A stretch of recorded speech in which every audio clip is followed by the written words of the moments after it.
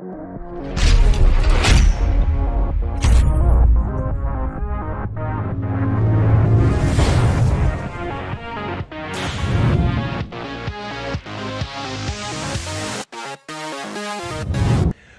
teams, mentors, and students to This Is How We Robot. I'm Coach John Burdett, and in this episode, we're going to be discussing how we operate our drive team when it comes to competitions.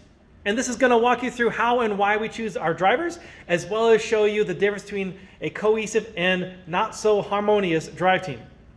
Before we begin, be sure to like and subscribe so you don't miss another episode, and then leave a comment below with your team name and number so we know who's tuning in. Just as we did when starting out, many students wanted their turn in driving the robot, and this led to confusion at the competitions both on and off the field. Now we select our drivers during the build season and stick with them until all the events are over. Why we do this and how we do this to make sure that everyone feels included, well, let's show you, because this is how we robot.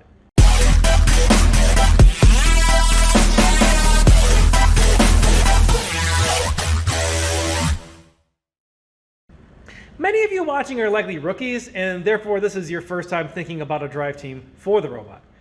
Here's the basic breakdown of the 4 students and 1 student or adult roles on the drive team. Up first is the primary driver. They're in charge of driving the robot chassis around the field. We choose to also give this person the action button for scoring a game piece. Second, this is optional, but a secondary driver. We call him the button monkey. Optional, this is for us is the person that controls all aspects of the super chassis of the robot, all the different mechanisms on top of the drivetrain. Third is the human player. They physically manipulate the game pieces into the field of play. Often this is feeding the game pieces to the alliance member robots. The number of these allowed per alliance depends on the yearly challenge.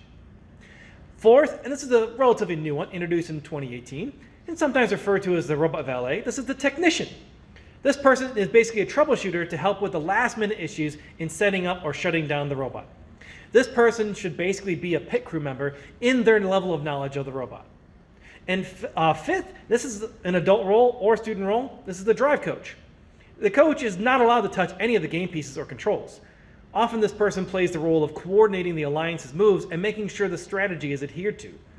Coaches from our team function as the eagle eyes to know what is coming up next in the match and if any adjustments need to be made. Together, this squad will be under a lot of pressure, as all of the weeks of designing, building, and programming the robot will be in their hands each and every match. This is why we take very seriously the roles of the drive team members. To give you a sample of the perspective of a drive team, here's a great video from FRC Team 1718, the Fighting Pie, out of Armada, Michigan, back in 2013. Working in a team of 3 robots, they are trying to drive through the chaos back to their side to collect the game piece, flying discs, and then go shoot them on the other side of the field in the challenge Ultimate Ascent. This video is a great preview of the line of sight your drive team will have during the competition. Certainly something to consider, as field elements and sometimes the robots will obscure your vision. Now think about this next move from a drive coach perspective. As the great Wayne Gretzky once said, pay no attention to where the robot is, but instead where the robot will be. Something like that. While 1718 is right now battling to squeeze between opponents to get to their side, the coach then has to think of the best route to get back to the other side without running into the same issue. Although the audio is difficult to make out, the drivers are in constant communication to make sure the match goes as smoothly as possible. There's a brief moment where the robot loses communication, and instead of frustration, the drivers simply communicate what is or is not working, and then when they regain control, then the match can continue as calmly as it had before. Communication during good times and bad is the critical point of success of not only the drive team, but of the entire alliance. Near the end, the coach is watching the game clock to judge if the team should continue to make more shots or line up for their end game points. Here, they elect to stop shooting to secure the end game points for the match. This was good communication by the drive coach, as well as a great response from the drivers, whom I'm sure were itching to get another disc or 2 into that goal. So how do we know who will make a good driver without going through a competition? What are the characteristics we look for here at Q Branch? You may be surprised to know that these characteristics are prioritized over any skill the driver may have. Number 1, the ability to work well with others. Number 2, the ability to take direction from mentors or coaches. And number 3, commitment to the team. All 3 of these are observable characteristics during the preseason training as well as during the build season prior to the competitions. The third characteristic, commitment to the team, is important to us as we ask our drive team members to attend specific periods of practice outside of regular hours to prepare for competitions. We always seek to make sure the drive team is well versed and comfortable with their machine prior to arrival at the competitions. To fill these specific roles, we look for a few characteristics. Number 1 is for the primary driver. We're looking for any prior driving experience, like with our first tech challenge teams operated through our middle school. Perhaps they are into remote control cars or other toys driven in the past. This person needs to be calm under pressure, be able to take direction, and especially respond to direction even when they do not agree with it. Number 2, the secondary driver. This is the heart of our drive team. They are a solid communicator with a calm demeanor and a positive attitude. Although it may seem redundant, this person needs to be able to narrate their every move with the robot, so the drive team is encouraged to do the same. Communication is key. Thirdly is the human player. This needs to be an eager up-and-comer, someone who could step into either of the driver roles if needed. Human players often need to work with other alliances robots, so communication again is key. If limited in number, human players will need to know when another team's robot is ready to receive a game piece and even use hand signals to communicate situations. Is the robot too far? Is it too close? Is it too much to one side or another? What are you going to use for hand signals? Then comes the technician. As said before, this person should be another member of the pit crew. Often, if the technician is called into action, it is because a wire is unplugged somewhere, causing a communication issue between the robot and the field management system. Usually an Ethernet cord is unplugged, or even the team forgetting to turn on the robot. Been there, done that. Field technical advisors, or FTAs, want to help, but they don't know where you put your robo-reel or radio or even the power switch in your robot. But your technician needs to. And number 5, the drive coach. This is a heated and long-standing debate, as this role can be filled by either a student team member or an adult. And I'm not here to stir up any sort of debate on that one.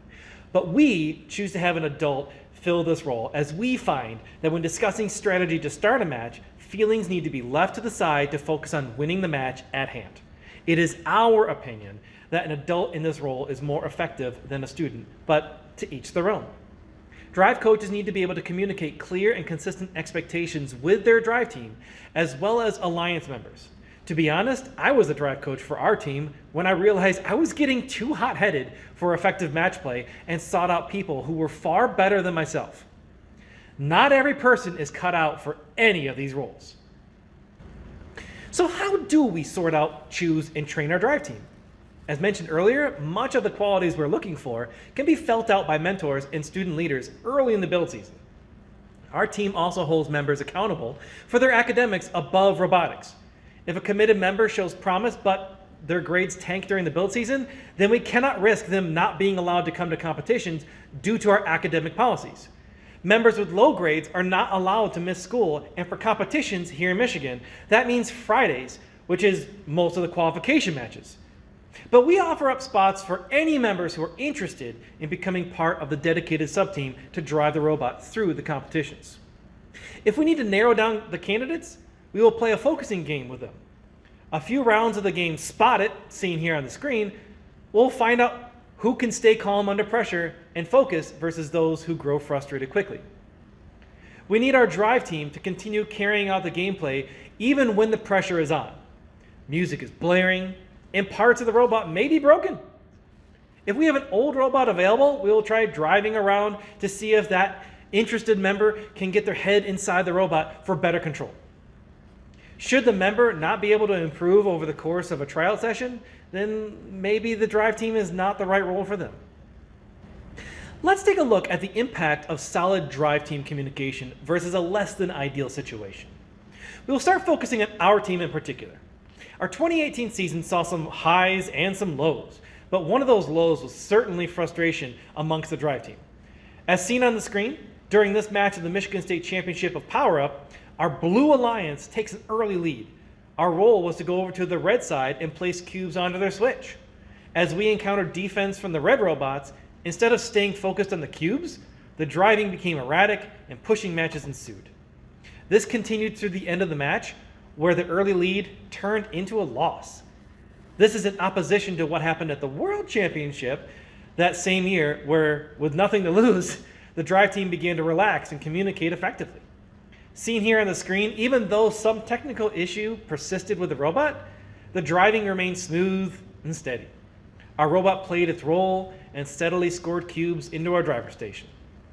A complete 180 from the visible frustrations of the previous event.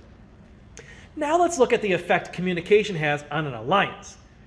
Here we will focus on the Blue Alliance and Team FRC-33, the Killer Bees in particular.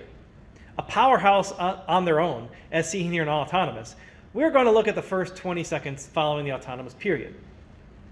Here, we see Team 33 wants to go to the other side of the field to get their game pieces, but their own alliance member gets in the way. Then when 33 finally does get to the other side of the field, upon return, the other member of their own alliance gets in their way.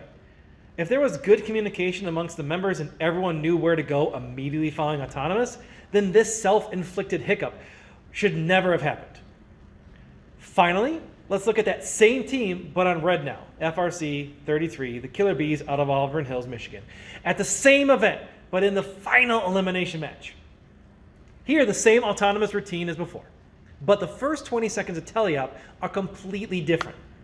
33 is clear to go to the far side of the ship, while their partner 2960 goes to the near side, and their other partner 573 stays back in the middle. There is resistance from the Blue Alliance, but that's to be expected from opponents instead of alliance members. This is a much smoother operation as an alliance and showcases the solid communication the team had going into this match. Spoiler alert, they win the event. How does the drive team approach a match? Well, the better part of scouting is discussed in another video, but our drive coach talks with the lead scout and the lead of strategy to obtain a game plan. This is based solely on quantifiable robot performance and never what the other alliance members claim. Everybody lies! The drive coach then seeks out the drive teams of the alliance to meet and discuss strategy a few matches prior to queuing up. Always be sure to find a spot away from the opposing alliance pits, just in case they try to listen in on the game plan.